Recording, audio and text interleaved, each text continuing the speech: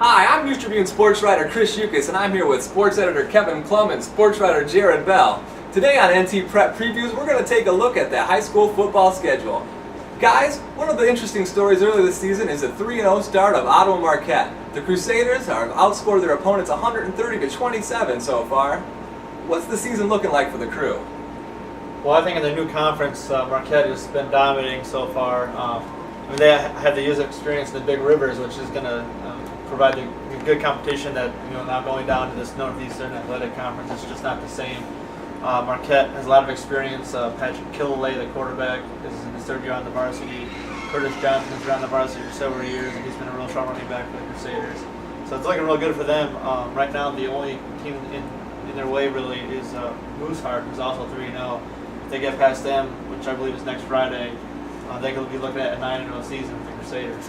The schools in the Northeastern Conference match up a little better in size, don't they? They're a little closer in size, most of them. There's a few outliers, but for the most part, they're pretty close. Yeah, you got most of the schools are in the 150 student range, maybe a little bit bigger than that. But for the most part, it's about the same size as Marquette, which I think helps them out a lot. A lot of them are also private schools as well, which you didn't always get in Big Rivers, where now they're playing other private schools who they maybe multiplied in enrollment, but they're still the same enrollment size, so it's not as if it's a huge difference in students. The other team in Ottawa is also off to a strong start. Michael Hermosillo and the Pirates have rolled to a 3-0 start. The senior running back has 781 yards on only 37 carries this year.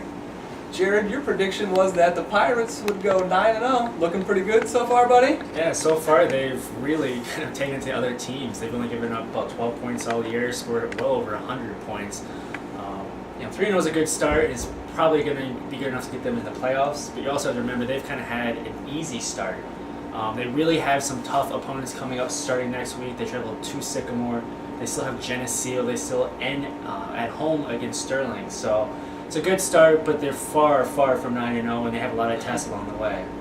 Well, it's a good time to be an Ottawa football fan, but how about some of the other teams around the area? What are some of the big games this week? Well, the key game in the Big Rivers Conference is Morrison coming to St. Pete. They're both 2-1. Their both only losses are to Newman. Morrison handled Newman a little bit better, losing only 10-7, where St. Pete lost 27-6. You also have Yorkville coming to LaSalle, Peru. The Cavs are looking to get back to 500 at 2-2, and they're also looking for their first ever NIV-12 crossover win. And what else, Jared? You also have Amboy Lamoille at Hall, which is going to be a key game. I mean, if you kind of look at the Hall schedule down the road, they need to win this game to make the playoffs.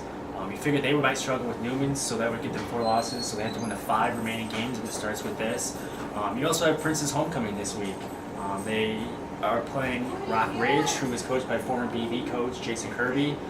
You also have the Storm hosting Erie Prophetstown, and you finally have Mendota playing a home game. I'm not sure if they're going to know what that feels like to play on the turf, but they finally get to play at home against Stillman Valley this week.